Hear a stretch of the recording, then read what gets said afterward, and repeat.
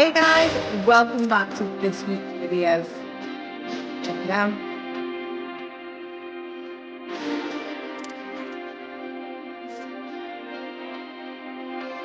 Well, it's an interesting one this, isn't it? Because it's got that badge. Not that you can see it, but you know what it is.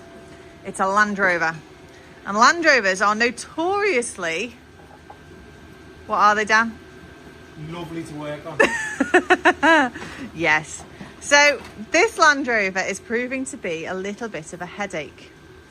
In the nicest way possible. It's a lovely car. But it keeps losing its clutch pedal. And, well, we've looked at it 3 times already. So we put a clutch master cylinder on it because it was all contaminated inside. It was all black. Okay. So it's had a clutch master cylinder. I've then got a pedal, drove for 2 days, no problem at all. Gone again. So I've actually put a genuine master cylinder on it now. Rebled it all again, worked fine for a few days, then failed again.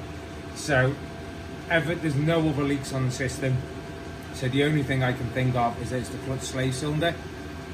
There's nothing else you can check. Everything else has been replaced. So the only way I can do is get the gearbox out. But to get the gearbox out on this is quite awkward. There's quite a lot to unbolt. There's not a massive amount of room, and it's a big heavy gearbox with a transfer box on the back.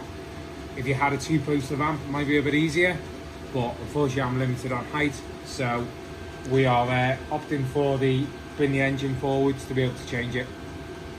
At least that way you can use an engine hoist to take some of the weight rather than you trying to lift a gearbox all by yourself. Because much though I like to get involved, I don't think I can help lift a Land Rover gearbox with the best will in the world. So we're going to come back when Dan's stripped a few more bits down, and we'll give you an update. Follow us now if you're into classic builds, real garage graft, and the occasional bit of regret.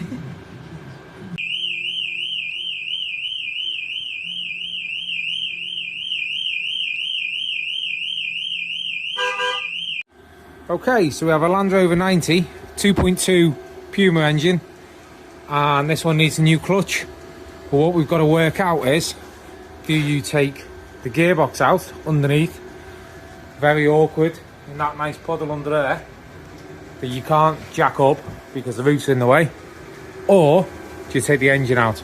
So I started taking a couple of bits off just to double check exactly what's involved in getting this out, and I think I have opted for taking the engine out. So we'll crack on with that and we'll get it done. So here we go, a little bit more on the Landy. We have the engine starting to come out, a gap appearing in between the gearbox and the engine, and the plan is pull the engine this way enough to be able to get in to be able to replace the clutch. We still got to get this housing off, but unfortunately the viscous fan is being a bit difficult, so we're just going to see if we can get away with leaving that on for now. But yeah, a little bit of progress on it. Well, that's the engine out enough. As you can probably see, we've got the viscous fan off, got the cowling off. Just so people are aware, when you look at the viscous fan, this little thing, the bolt here goes the direction of the fans. So it goes that way. Sorry, it goes that way to undo. So as far as I'm concerned, that is normal rotation. So yeah, happy with that. So that's the way it goes. Down here we can now see the clutch and the clutch release bearing in the gearbox there. We'll just slide the engine a little further forward and then we'll be able to get the clutch out. So yeah, let's crack on. Okay, so this is the clutch out the fender, and behind the... So basically, just behind here, there is fluid sitting there, which is probably why we couldn't get a pedal. So it's nice to see when you've taken it apart, you can actually see something. Again, it's having all new plastic parts, because these have a tendency to pop apart when you put them back together with a new slave cylinder.